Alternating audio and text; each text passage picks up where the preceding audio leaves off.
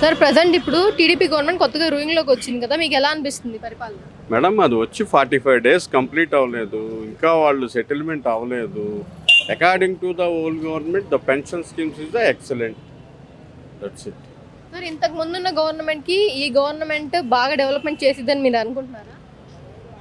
Obviously పాజిటివ్గా లేకపోతే మనం వెళ్ళలేం కదా ముందుకి. సో ఇప్పుడు క్యాపిటల్ కన్స్ట్రక్షన్ అనేది జరుగుతుంది, దానివల్ల డెవలప్మెంట్ ఇంకా బాగా జరుగుతుంది అనుకుంటున్నారు.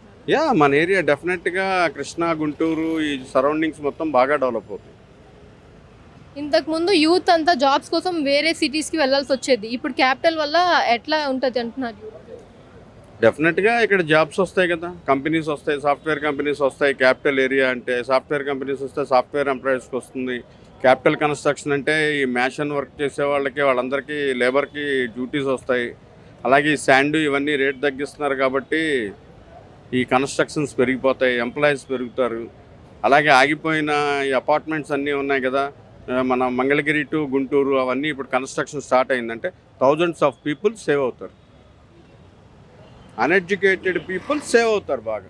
ఇప్పుడు గత వైసీపీ ప్రభుత్వంలోకి ఇప్పుడు టీడీపీ ప్రభుత్వంలోకి మీకు తేడా ఏమనిపిస్తుంది? అంటే పేద మధ్యతరగతి వాళ్ళ కోసం గవర్నమెంట్ ఎట్లా చేసింది, మీకు ఎలా అనిపిస్తుంది? అమ్మ నేనైతే ఒకటే చెప్తానమ్మా, గత వైసీపీ ప్రభుత్వం అయినా కానీ టీడీపీ ప్రభుత్వం అయినా కానీ ఎప్పుడు కూడా పథకాలు అనేది ఫ్రీగా ఎవరికి ఇవ్వకూడదమ్మా. ఇప్పుడు సపోజ్ నేను ఎగ్జాంపుల్ ఉన్న ఆటో తోలుకుంటున్నా, సొంతదైనా కానీ అద్దెదైనా కానీ అద్దె ఒక 300, గ్యాస్కి ఒక 300 పోయినా నేను ఇంటికి ఒక 300-400 తీసుకెళ్ళగలను. నాకు ఫ్యామిలీ మిడిల్ క్లాస్ ఫ్యామిలీకి నాకు సరిపోద్ది, మా ఆవిడ పనికి వెళ్ళిద్ది, సరిపోద్ది నాకు. కానీ ఈ పథకాలు పెట్టి నీకు అంత వస్తున్నాయి, నీకు ఎంత వస్తున్నాయి అని చెప్పడమే తప్పించి ఏ ఉపయోగం లేదమ్మా. మాకు ఒక లైఫ్ ఇన్సూరెన్స్, ఏదైనా రోడ్డు మీద తిరుగుతూ ఉంటాము, మాకంటే ఒక భద్రత. గవర్నమెంట్ హాస్పిటల్కి వెళ్ళాలంటే కొంతమందికి ఇష్టం ఉండదు. అది కాకుండా మీరు ప్రైవేట్ హాస్పిటల్కి కానీ దేనికైనా వెళ్ళండి. రోడ్డు మీద తిరిగే కార్మికులు కానీ ఎవరైనా కానీ రోడ్డు మీద తిరిగే కార్మికులకి చిన్న భరోసా ఇవ్వండి. ఏమని, మీకు రోడ్డు మీద ఏమైనా జరిగినా చేసిన ఆటో వాళ్ళకి కానీ రోడ్డు మీద బతికే వాళ్ళకి కానీ ఎవరికైనా కానీ ఎలా చెప్పాలంటే ఒక ఇన్సూరెన్స్ లాంటిది ఇస్తే దానివల్ల మీకు ఏ ఇబ్బంది లేదు. గవర్నమెంట్ అసలు చూపించుకోవాల్సిన అవసరం లేదు. మేము కట్టమంటే కడతాం, ఒక 500-1000 రూపాయలు సంవత్సరానికి కడతాం. దానికి మన పవన్ కళ్యాణ్ గారు దాన్ని కట్టాను నేను 500, ఆయన ఇస్తూ ఉన్నారు. ఏదైనా బాగోకపోతే హాస్పిటల్కి ఒక 50,000 అలాగే ఇస్తూ ఉన్నారు. తర్వాత ఒకవేళ యాక్సిడెంట్ పరంగా చనిపోతే ఒక 5 లక్షలు ఇస్తూ ఉన్నారు. అది బాగుంది. అలాంటి గవర్నమెంట్ చిన్న చిన్న స్కీములు తీసుకొస్తే బాగుంటుంది. పవన్ కళ్యాణ్ గారు ఒక్కలే కాదు, చంద్రబాబు నాయుడు కూడా దీని గురించి ఆలోచిస్తే బాగుంటుంది. ఇంకోటి, రోడ్డు మీద అన్న క్యాంటీన్లు స్టార్ట్ చేస్తాం అని చెప్పన్నారు 15వ తారీఖు నుంచి. అవి ఇప్పటి వరకు ఎక్కడా కూడా పనులు స్టార్ట్ అయినట్టు నేను ఎక్కడ చూడలేదమ్మా. అదొకటి చెయ్యండి. నేను ఏదోటి బతుకుతాను. నేను 20 రూపాయలు కాకపోతే 50 రూపాయలు ఫుడ్ అయినా పార్సల్ తీసుకొని వెళ్ళి తింటా. కానీ చాలామంది రోడ్ల మీద పనులు లేక ఇబ్బంది పడే వాళ్ళు చాలామంది ఉన్నారమ్మా. వాళ్ళ గురించి కొద్దిగా ఆలోచిస్తే బాగుంటుందని నా ఉద్దేశం. గతంలో వైసీపీ వాళ్ళు ఈ అన్న క్యాంటీన్లను పూర్తిగా దగ్ధం చేశారు, మళ్ళీ ఇప్పుడు చంద్రబాబు నాయుడు గారు అది స్టార్ట్ చేస్తానని చెప్తున్నారు. ఇప్పుడు ఏమంటారు దీని గురించి? అదైతే చాలా మంచి పని అమ్మా. ఆయన ఎవరో మొన్న ఒకసారి ఒక దాంట్లో చూశాను, ముష్టోళ్ళకి వేస్తున్నావా అని చెప్పిన ఒక ఆయన ఏదో మాట్లాడారు. ఆయన పేరు కూడా నాకు తెలియదు, వినటం వరకే కానీ ఏ రాజకీయ నాయకులు ఎవరంటే నాకు గుర్తుంచుకోను. ఆయన ఒక ముష్టోళ్ళకి వేస్తున్నట్టు 5 రూపాయలు భోజనం వేస్తున్నావు ఏంటి అని చెప్పన్నారు. బూతులో మాట్లాడకూడదు. ఆయన ముష్టోళ్ళ కంటే రోడ్డు మీద అన్నం కోసం కూడా లేకుండా బతికే వాళ్ళని నువ్వు ముష్టోళ్ళ కింద చూస్తావా? అదైతే ఒప్పుకోనమ్మా. అది కూడా లేకుండా చాలామంది ఇబ్బంది పడే వాళ్ళు ఉన్నారు. వాళ్ళకు కూడా ఎంతో కొంత కడుపు నిండితే చాలని చెప్పని బతికే వాళ్ళు చాలామంది ఉన్నారు. పనులు లేకమ్మా, మన రైల్వే స్టేషన్ దగ్గర కానీ తర్వాత గవర్నమెంట్ హాస్పిటల్ దగ్గర వాటి దగ్గర చాలామంది పనులు లేక, హోటల్ పనులు అవి ఉంటాయి, ఆ పనులు లేక చాలామంది ఇబ్బంది పడుతున్నారమ్మా. వాళ్ళకి కనీసం 5 రూపాయలు కాకపోతే 10 రూపాయలు ఎంతో కొంత భోజనం దొరుకుతుందిగా ఒక పూటకి. దాన్ని మీరు ముష్టోళ్ళ కింద చూడటం అనేది బాగలేదు. ఆయన ఎవరు చెప్పిన ఆయనకి చెప్తున్నా, ఇది వేరే ఎవరి కోసం కూడా కాదు. నాకైతే ఆయన చెప్పిన మాటలు నాకు అస్సలు నచ్చల. ముష్టోళ్ళు అన్నట్టుగా తీసేశారు. అది నాకు అది కొంచెం కోపంగా ఉంది. గతంలో వైసీపీ ప్రభుత్వం ఉన్నప్పుడు మద్యం రేట్లు బాగా పెంచేసి, కల్తీ మద్యం పెంచి చాలామంది ప్రాణాలు కోల్పోయారు. ఇప్పుడు ఎలా ఉందంటారు దాని గురించి, మద్యం గురించి? ఇప్పుడు కూడా అలాగే ఉంది. 2 నెలలు అవుతుంది, అదే దగ్గర 55 రోజులు 60 రోజులు అవుతుంది. ఎందుకని మార్చలేపారు? ఇదే వైన్ షాపు ఎందుకని మార్చలేపారు? నిర్ణయం తీసుకోవాలంటే స్పాట్లో తీసుకోవచ్చు. చంద్రబాబు నాయుడు గారు కానీ పవన్ కళ్యాణ్ గారు కానీ ఎవరైనా కానీ స్పాట్లో నిర్ణయం తీసుకొని మార్చేవచ్చు. కాకపోతే కొన్ని రూల్స్ అండ్ రెగ్యులేషన్స్ ఉంటాయి. వాళ్ళ కొన్ని కండిషన్స్ ఉంటాయి కాదని నేను అన్న కానీ అదే మద్యం కూడా ఇప్పుడు కూడా అమ్ముతున్నారమ్మా. ఎందుకు అంత అవసరం? జగన్ పరిపాలనలో ఆ బాగోని మద్యం, నాకు కరెక్ట్గా చెప్పడం రాదు, బాగోని మద్యాన్ని అమ్మి ఆ జనాభా పాడైపోతున్నారు చేస్తున్నారని చెప్పని ఇదే గవర్నమెంట్ ఏలెత్తి చూపిస్తుంది. ఏలెత్తి చూపిస్తున్నప్పుడు వీళ్ళు వచ్చి 2 నెలలు 50 రోజులు అవుతుంది, సపోజ్ 50 రోజులు అవుతుంది, వీళ్ళు ఎందుకు మార్చట్లేదు? మళ్ళీ అదేది మద్యాన్ని అదే ఎందుకు అమ్ముతున్నారు వీళ్ళు? ఓన్లీ స్పిరిటేనమ్మా, ఏమీ లేదు.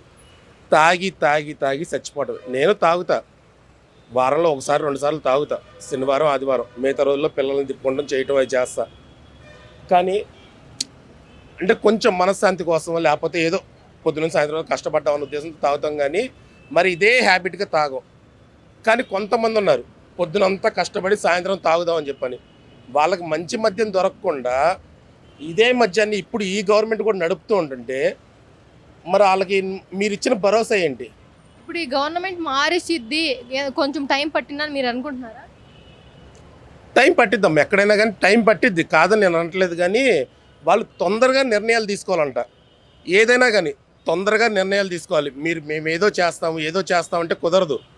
ప్రతిదీ కూడా స్పాట్ అండ్ డెడ్గా నిర్ణయం తీసుకుంటే ఈ రోజుల్లో జనాభాకి మంచి జరిగిద్ది. అంతేగాని మేము ఆ కంపెనీలతో మాట్లాడతాం, ఈ కంపెనీలతో మాట్లాడతాం అంటే కుదరదు. ఏదైనా కానీ తొందరగా నిర్ణయం తీసుకొని ప్రజలకి మంచి జరిగేటట్టు. అన్న క్యాంటీన్లు 15వ తారీఖు ఓపెన్ అవుతున్నాయి. తర్వాత ఇంకోటి ఫ్రీ, లేడీస్కి ఫ్రీ బస్సులు, అదైతే నేను అస్సలు ఒప్పుకోనమ్మా. అమ్మ 10 రూపాయలు పెట్టి బస్సు టికెట్ ఎక్కిసి రాలేరమ్మా లేడీస్ ఎవరు? మినిమం ఈ రోజుల్లో ఎవరైనా కానీ ఒక లేడీ సపోజ్ పని చేస్తుంది బయటకు వచ్చింది అనుకుందాం, 10 నుంచి 12,000 లోపు వస్తాయి. సరే అప్ అండ్ డౌన్ ఒక 20 రూపాయలు 30 రూపాయలు బస్ ఛార్జీ అవుతుంది. ఓన్లీ బస్ ఛార్జీ లెక్కేసుకుందమ్మా. భోజనానికి ఒక 100 రూపాయలు అవుతాయి. పోయినా కానీ 5-6 వేలు ఇంటికి తీసుకెళ్తుంది. ఆటో వాడు ఏం చేయాలమ్మా? అప్పుడు ఫ్రీ బస్సులు అని చెప్పని లేడీస్కి పెడుతున్నారు. 10 నుంచి 12,000 వస్తున్నాయి అనుకున్నాం. 2,000 ఛార్జీలు పోయినా కానీ, భోజనానికి ఒక 5,000 పోయినా కానీ, మీ లెక్కలో ఎక్కువే అనుకుందాం, 5,000 పోయినా కానీ 5,000 ఇంటికి తీసుకెళ్తుంది. ఇది ఒక చాట పని చేస్తూ. కానీ ఆటో వాడు 5,000 ఎలా తీసుకెళ్ళగలుగుతున్నాడు? తీసుకెళ్ళలేడు. 300 అద్దె కట్టుకోవాలి, 300 గ్యాస్ కొట్టించుకోవాలి, ఇది నార్మల్గా తోలితేనే. తర్వాత ఇంకోటి, రోడ్డు మీద ఏదైనా కేసు, ఎక్కడ గప్పుకుని ప్యాసింజర్ ఆపారని చెప్పని ఆపుతాము. ఎనమూల నుంచి ఏ పోలీసుడు ఏ కేసు కొడతాడో ఫోటో తీస్తాడో తెలియదు. కనీసం నెలలో తక్కువ 4-5 రూపాయల కేసు వస్తుంది. ఆ కేసులే కట్టుకోవాలా? బండి ఈఎంఐలే కట్టుకోవాలా? గ్యాసే కొట్టించుకోవాలా? ఇంట్లో పిల్లలకే ఇవ్వాలా? ఏ లెక్కమ్మా?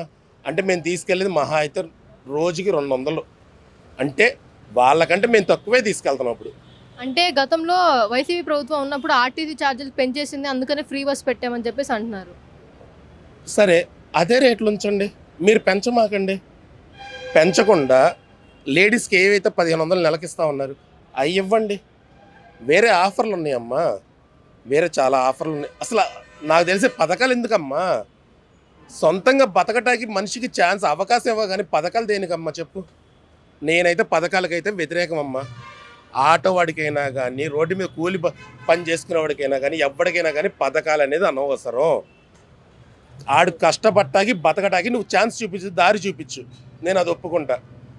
ఎగ్జాంపుల్గా నాకు ఆటో ఉందమ్మా, రోజుకి ఎంత అయినా వేసుకుని స్కూల్ పిల్లల్ని తిప్పుకొని బయట ఒక 300-400 తోలుకుంటాను. స్కూల్ పిల్లలు ఒక 10,000 వస్తాయి, ఒక 7,000 ఈఎంఐ కట్టుకుంటున్నా, ఒక 5,000 ఇంట్లో ఇచ్చుకుంటున్నా. నాకు మిగతా బండి గ్యాస్కి కానీ నా ఖర్చుకు కానీ వారంలో 1-2 సార్లు నేను మందు తాగుతాను, చెప్తున్నాను ఉన్నదన్నట్టుగా. అంతేగాని పథకాలు ఇచ్చడం వల్ల ఎందుకమ్మా సోమరపోతులు చేయడం తప్పించి నాకేది నచ్చలేదు. ఈ గవర్నమెంట్ వైన్స్ బాగోలేదు. ఆ పథకాలు మీరు తీసేయండి, పూర్తిగా పథకాలన్నీ తీసేయండి.